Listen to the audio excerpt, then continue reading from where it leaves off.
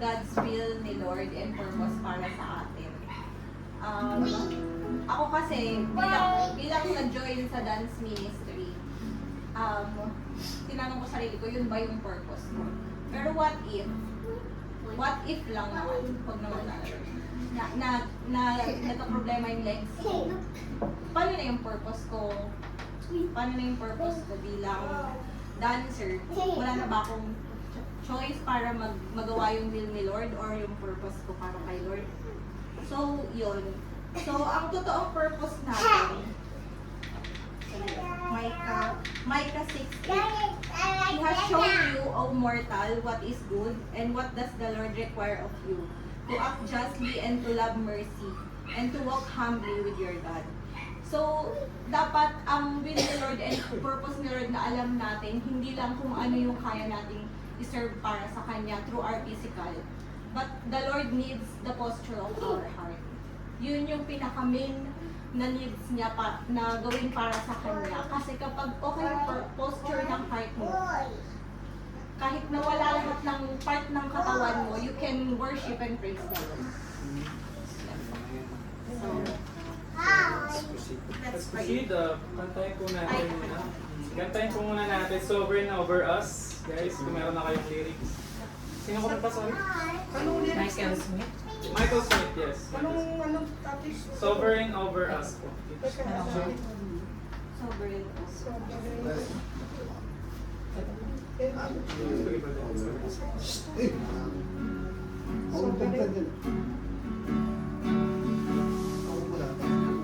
Tayo po tayo lahat. Pwede tayo ngayon.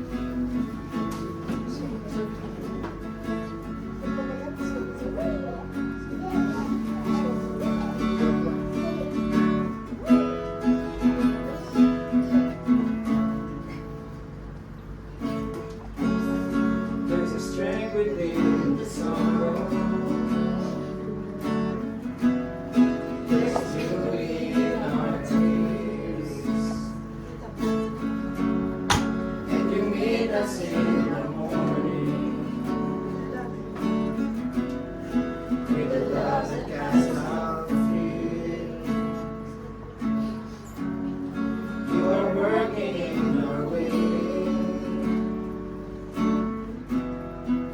sanctifying us. And beyond our understanding, you're teaching us to trust. Your plans are still to prosper. You have not forgotten us. You're with us in the fire and the flood. You're faithful forever, perfect in love. You are sovereign over us.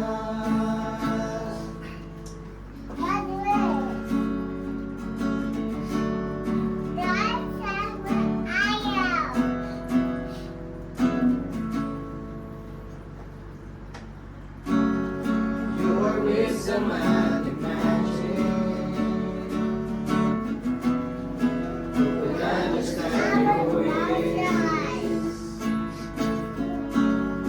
Reign high above the heavens, down in endless grace. You're the lifter of the lowly, compassionate and kind. You surround and you uphold me. Your promises are my delight. Your plans are still to prosper. You have not forgotten us. You're with us in the fire and the flood. You're faithful forever, perfect in love. You are sovereign over us. Your plans are still to prosper. You have not forgotten us. You're with us in the fire and the flood.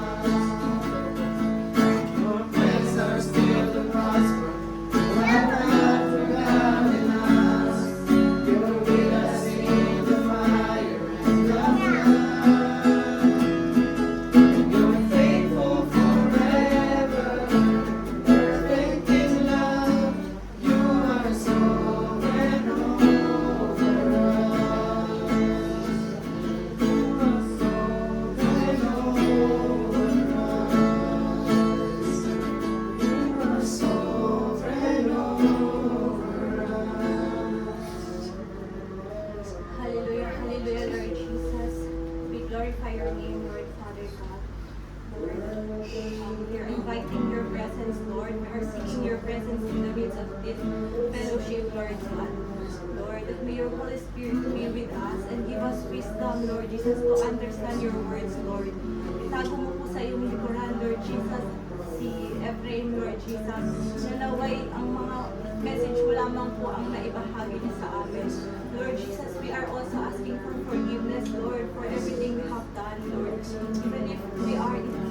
Even if it's intentional or unintentional, Lord Jesus, we humbly asking your forgiveness, Lord, Father God. Lord Jesus, we are sorry, Lord Jesus, that we are unfaithful even in the times that you are so faithful to us, Lord, Father. Your love and mercy never fails us, Lord Jesus. Lord, Father God, thank you, and we forever grateful, Lord God, for everything you have done in our life, Lord, for your provisions and protection for our family, Lord, for covering us with your precious blood in your mighty hand, Lord, for reaching out for us, Lord, Father God, in everything we are doing, Lord Jesus, for always convicting us, Lord Jesus, to do what is right according to your will, Lord, Father God. Lord Jesus, naway wag ka pong magsawang gabayan kami, Lord Jesus, because you are the light in our path, Lord Jesus. Lord, Father God, we are nothing without your presence, Lord. Lord, you deserve all the highest praise and adoration, Lord Jesus. In the mighty name of Jesus, amen. Let's have a seat. Let's have a seat.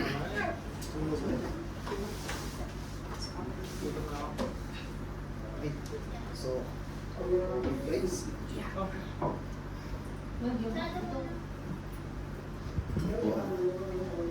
Medyo kita niyo ba? Yes. Guys. So, ang topic of for tonight is let go of resentments. Alright? So, napakagandang topic nito. Ayun. Good evening everyone. Good evening everyone. Gusto ko muna magsimula tayo sa isang simpleng tanong. Who hurt you? Wow. Ouch. Amen. Who hurt you? May tao ba na nakasakit sa'yo? Dapat who hurts you? Kasi madami. Who hurt? Yes. Maaaring kaibigan, kapamilya, katrabaho, o baka kahit kapatid natin sa pananampalataya. At kahit matagal na nangyari, kapag naaalala mo, masakit pa rin. Minsan, hindi na tayo galit, pero hindi pa rin tayo malaya. Kapag naririnig natin yung pangalan nila, minsan may kirot eh. Di ba? Minsan bigla tayo nagagalit eh. Kapag naaalala natin yung mga ginawa nila, bumabalik din yung sakit. Di ba? At yun yung tinatawag na resentment. Amen? Hindi ito laging nakikita sa labas. Hindi ito nakikita. Minsan, nakangiti tayo. Minsan, maayos tayo makitungo. Pero sa loob, dala-dala natin yung sugat. Ngayon, yun yung pag-uusapan natin for tonight. Paano tayo makakalaya sa resentment at bakit gusto ng Diyos na bitawan natin ito? Amen. So, resentment keeps old wound alive. So, kapag may nakakasakit sa atin, natural lang masaktan. Natural lumiyak. Natural magluksa. Pero ang problema, nagsisimula kapag paulit-ulit ng binabalikan ang nangyari. So paulit-ulit nating iniisip, nagre-replay yun sa utak natin, sa isip natin. Yung sinabi nila, yung ginawa nila, yung pagkakataon na saktan tayo, at sa bawat pagbalik natin doon, nagiging sariwa ulit yung mga nangyari, pati yung sugat na dinulot ko. Wala namang bagong nangyari. Pero nasasaktan ulit tayo. Diba? Minsan yung taong nakasakit sa atin, nakamove on na. Minsan hindi nga nila alam na dala-dala pa rin natin yun. Di ba? Di ba? Pero tayo pagod pa rin. Because resentment keep us connected to our pain. Amen? Imbis na gumaling, paulit-ulit nating binubuhay yung nakaraan. Amen? So, even Peter was counting. Alam ba natin? Alam niyo itong verse na to. Sasabi sa Matthew 18:21, pakitignan ang ating verses. So, pwede niyong i-check yan. So, mag-ano tayo participation. Participation. Yes. Matthew 18:21. Sino gusto magbasa, guys? Matthew 18:21. Then Peter came to Jesus and asked, Lord, how many times shall I forgive my brother or sister who sins against me? Up to 7 times? Amen. Pansinin mo. Diba? Ang tanong ni Peter, diba? Nagbibilang siya. Sinasabi niya, Lord, hanggang kailan? Hanggang ilang beses? Hanggang kailan ako pwedeng hanggang ilang beses ako para tumigil na magpatawad? Diba? At kung magiging totoo tayo sa sarili natin, ganyan din tayo. Diba? Lord, ilang beses ko pa siyang iintindihin, ilang beses ko siyang patatawarin, hindi pa ba sapat yung mga ginawa ko? Pero ang sagot ni Jesus, yun nakakagulat. Yung kasunod na, sino gusto mo basa? Matthew 18:22. Ako. Sinagot siya ni Jesus, hindi 7 beses, kundi 7 ulit na 7. Yes. Sa English, I tell you, not 7 times, but 77 times. Diba? Wow. Hindi ibig sabihin ni Jesus, magbilang tayo hanggang 77, o kaya i-times natin, ha?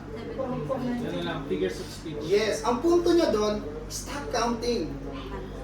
Kapag nagmamahal tayo, gaya ng pagmamahal ng Diyos, hindi tayo namumuhay na may calculator sa kamay. Diba? Amen? Amen. So, resentment make us keep resibo. Amen? Minsan, para tayong may file cabinet sa isip eh. Yung lahat ng ginawa ng tao sa atin nakatago. Di ba? Yung hindi natin nakakalimutan. Kapag may ginawa silang mali ulit, binubuksan natin yung yung lumang file na yun. Titignan natin yun. Naalala ko yung ginawa mo. Ito yung sinabi mo. Ito yung ginawa mo. Pero alam niyo, habang hawak natin yung mga lumang resibo na yon, tayo rin yung nahihirapan. Resentment is like carrying a heavy bag every day. Habang tumatagal, lalo tayong napapagod. Amen? Then, Jesus told a story about forgiveness. Pagtapos sagutin ni Peter, nagkwento si Jesus. May isang alipin na may napakalaking utang sa hari. Malamang siguro alam niyo yun. Utang na hindi niya kayang bayaran kahit buong buhay niya. Pero pinatawad siya ng hari. Binura lahat ng utang niya. Pagkatapos nun, nakakita siya ng kapwa niya alipin na may maliit na utang sa kanya. Sa halip na patawarin niya yung kapwa niya, ang ginawa niya, siningil niya. Nagalit ang hari. Sabi sa Matthew 18:33, sino gustong magbasa? Rose? Matthew 18:33. 23.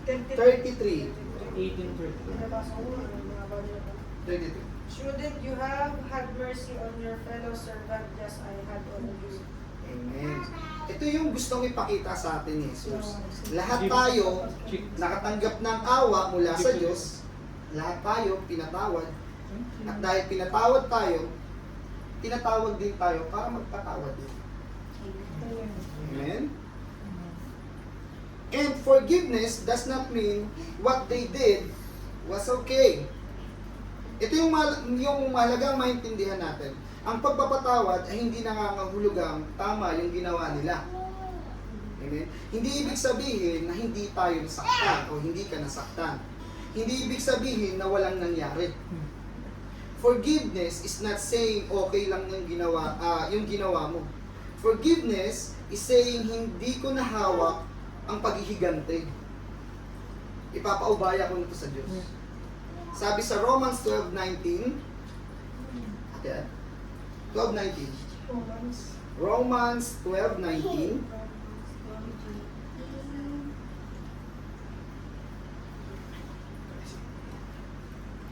Do not take revenge, my dear friends, but leave room for God's wrath, for it is written, "It is mine to avenge, I will repay," says the Lord. Amen, no? Sabi, do not take revenge. Di ba? My dear friends, but leave room for God's wrath. Di ba? May Diyos na nakakakita, may Diyos na nakakaalam. May Diyos na makatarungan, di ba? Hindi natin kailangan na tayo yung maging judge. Tandaan natin to, ang pagpapatawad ay hindi nangangahulugang ibabalik mo agad ang tiwala. Ang forgiveness at trust ay magkaibang bagay. May mga pagkakataong maaari kang magpatawad habang naglalagay pa rin ng tamang boundaries at hindi lahat ng relasyon ay na bumabalik sa dati. Pero maaari pa rin magkaroon ng kapatawaran sa puso natin. Amen? And we cannot forgive in our own strength. Kung tutusin, mahirap talagang magpatawad. At kung tayo lang ang asahan natin, baka hindi natin magawa yun. Kapag malalim ang sugat, malalim din ang laban. Minsan gusto nating magpatawad, pero kapag bumalik yung alaala, di ba? Bumabalik din yung sakit. Amen, di ba? Kaya kailangan nating tandaan, ang kakayahang magpatawad ay hindi nanggagaling sa lakas natin. Ito ay bunga ng biyaya ng Panginoong Diyos Amen. na kumikilos sa puso natin. Hindi tayo tinawag ni Jesus na magpatawad ng mag-isa. Tinutulungan niya tayo, binabago niya tayo, at binibigyan niya tayo ng lakas na gawin ang hindi natin kayang gawin sa sarili natin kakayahan.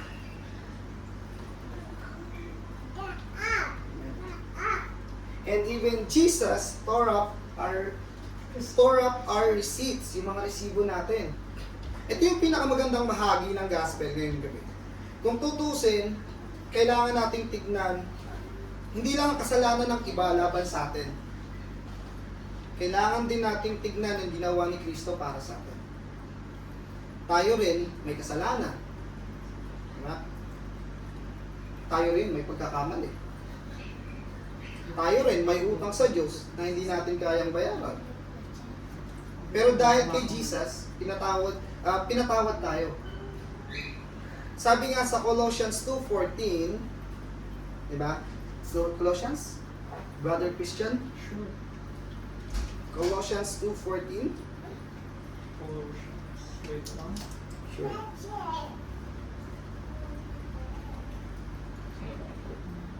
Yeah. Colossians 2:14, having cancelled the charge of our legal indebtedness, which stood against us and condemned us. He has taken it away, nailing it to the cross. Amen. Amen, di ba? He canceled the charge of our legal indebtedness, yung pagkakautang natin, di ba? Inalis niya lahat at binaon niya sa cross, kasama ng cross, di ba? Isipin mo yun, lahat ng kasalanan natin, lahat ng pagkukulang natin, lahat dapat sana nalaban natin, pinatawad ng Diyos. Ipinako ni Jesus sa krus. Kung binura ng Diyos ang utang natin, bakit natin patuloy na hawak ang utang ng iba? Di ba? Hindi dahil deserve nila, kundi dahil tayo rin ay hindi deserving ng biyaya ng Diyos. Amen. And forgiven people, forgive people. Ito yung isang katotohanan dapat nating tandaan. Hindi tayo nagpapatawa dahil mabait tayo. Di ba? Hindi tayo nagpapatawa dahil mas mabuti tayo kaysa sa iba. Nagpapatawad tayo dahil tayo mismo pinatawad. The ground at the foot of the cross is level. Pare-pareho tayo nangangailangan ng biyaya. Pare-pareho tayong nangangailangan ng awa. At pare-pareho tayong iniligtas ni Jesus. Kapag mas nauunawaan natin kung gaano tayo pinatawad ng Diyos, mas natututo rin tayong magpatawad sa iba. Amen? So, mayroon akong few application here. Sa patapos na ako agad. Wait, baby. Go to application. Okay. So, ang first application ko is identify the person. So, sino yung tao na hanggang ngayon dala-dala mo pa rin? Sino yun? Sino? Oh. Sino kaya? Kaninong pangalan yung masakit pa rin pakinggan? Can you put this? Diba? Sino yung taong paulit-ulit mong naaalala? Huwag niyong takasan. Harapin niyo ito sa harap ng Diyos. Sabi, yung second ko naman is give the hurt to God. Yun yung magpe-pray tayo, sasabihin natin kay Lord, yung honest heart posture natin, yung laman ng puso natin na Lord, nasaktan ako. Lord, hindi naging madali ito. Lord, pinaubaya ako na sa ito. Hindi mo kailangan magpanggap na okay ka. Maging tapat ka lang sa Diyos. Amen? And choose forgiveness again and again and again. Minsan isang beses lang, minsan araw-araw, paulit-ulit. Kapag bumalik yung sakit, balik ka lang ulit sa cross. Sabihin mo, Lord, pinatawad mo ako, tulungan mo rin akong magpatawad. Amen? Amen. At bago tayo magtapos, syempre gusto ko rin tanongin ng bawat isa. Diba? Kung may resibo ka pa bang hawak? Aray ko. No. Mama mo, baka marami. May mga pangalan pa kaya tayo. Wala na. Alam, sabi na namin. So, Sorry mo doon. Ang budget mo dami.